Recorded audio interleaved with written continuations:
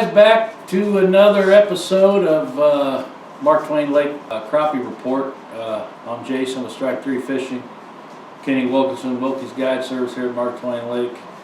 And we're just going to keep it short and sweet tonight. Go Chiefs, they just pulled off a victory against the Cleveland Browns, so we're pretty pumped up about that. And anyway, let's just get right into it. I got out one time this week. Wednesday night, I believe. I just put that video on the channel on Saturday morning, and pretty much, you know, fishing main lake laydowns. You know, about 15 foot deep, about 20 foot of water is where I was finding them. You know, pretty much I hit a couple different areas and found a lot of fish on live scope and dropped down. They wouldn't bite, and I hit this one lay down on this one bank, and them fish wouldn't bite, and then went 50 yards down, and I got into some that wanted to eat, and I just stayed there, and I think I pulled 10 pretty good eaters off that pile, you know, a couple maybe 11 inchers, and I actually ended up throwing one back on accident, went to throw it in the live well, and he went overboard, so I took 9 home. So these muddy water baits, blue and chartreuse, 2-inch, bluegrass color. They got the garlic scent in them, and you know, the old trusty 1/8 ounce thumper jig pill head right here. Or so that's what worked for me on Wednesday night. You know, and you know, all my fish, Kenny, were aggressive on that one pile. They just kind of come up when I dropped it down. They would come up, and when they were coming up at it, they were going to eat it. Yeah, they seem to be, they're going through spurts right now, and it might, you know, you might go 30 minutes and they're just not very aggressive, and then 30 minutes later you might have a 30-minute spell of just feeding frenzy, and they're just coming from 6 or 7 feet up and just hammering it. But right. they've been real sporadic on their bite, but it's been good. Had a trip Monday through Wednesday, and then weather changed, and Thursday and Friday we had to cancel.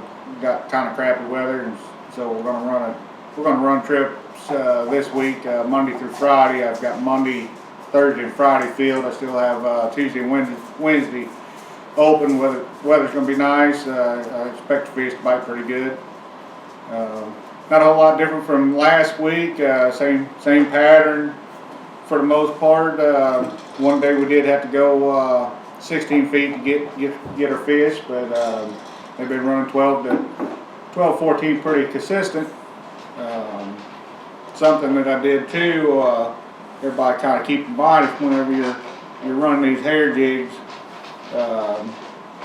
this time of year, what I found out is if you just take them and shorten them up, take your pair of scissors, shorten them up just a little bit, it seems to be drawing a few more bites.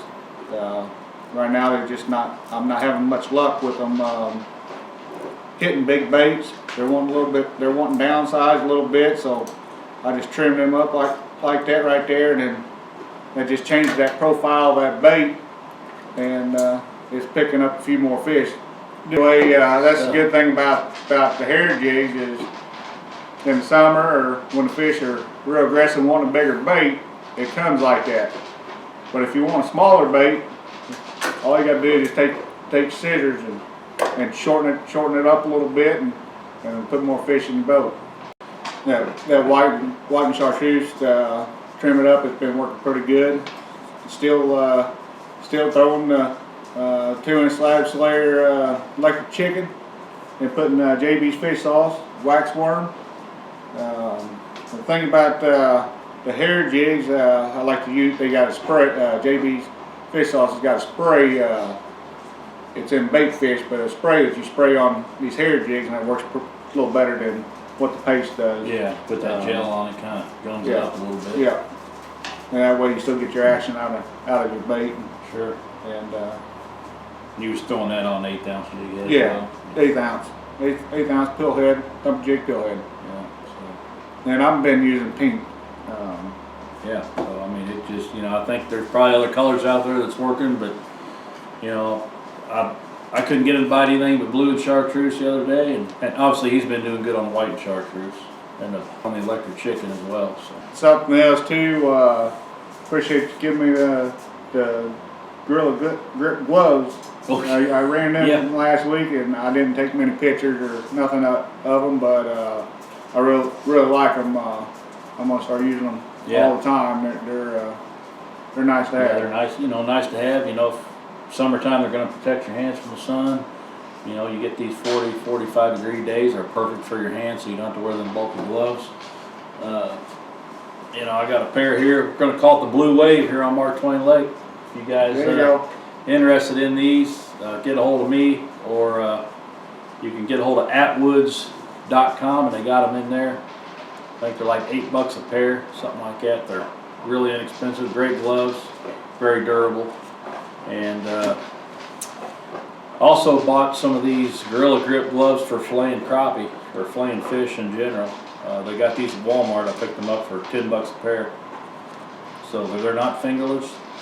They're pretty good gloves there, you know, protect your hands whenever you're filleting crappie. They got that, you know, cut resistant material on them. So you can check them out at GorillaGripGloves.com, or like I said, atwoods.com, atwoods.com, Atwoods, and you can order them. You'll have them within a week. So,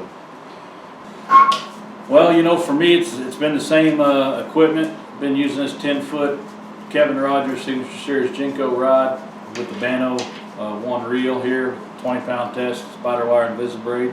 You know, the equipment hasn't changed for me at all yet, so you about running the same I'm running equipment? the same equipment pretty well all year.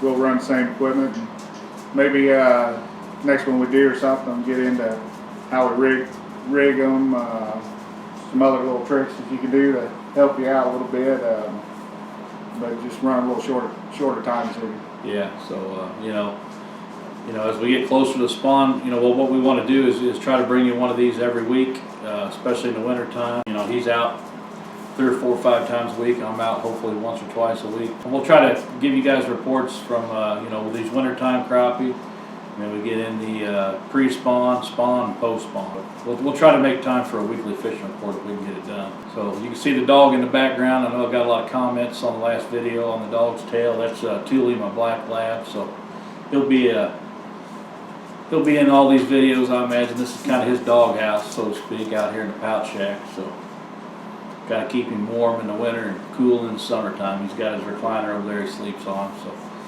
anyway, hope this helps you guys. You know, if you got any questions, comments, comment below, and share this video. I really appreciate it. I know Kenny and I really got a lot of positive feedback on the first video we did last week, and we can't thank you guys enough for watching. So hope this helped. Nothing's really changed from last week to this week, really. No, it's pretty well the same as what we talked about last week. Yeah. Not a whole lot, not a lot of changing going on. You know, you just got to find the active fish. It took me 3 different spots before I found a fish and wanted to eat the other day. You know, and I only got like 2.5 hours to get out after work, so it makes it difficult to go run around. So I just went to some spots that I know about. I just went by with the side imaging and found the laydowns, and then live scoped it and found the fish. So, you know, if you're out looking for some new fish, you know, get that side imaging out. You know, utilize that. And if you have live scope, pull up to it, scope it, and see what's on it, and then drop down, and hopefully they bite. So, well, thanks again for watching. Thanks for joining me, Kenny. Thank you, Jason, Strike 3 Fishing, for having me, and thank all my customers out there that come and use Wilkie's Guide Service. Without you guys, this wouldn't be possible, so appreciate every one of you. Thanks again for watching this video, and we'll see you guys next week. Take care.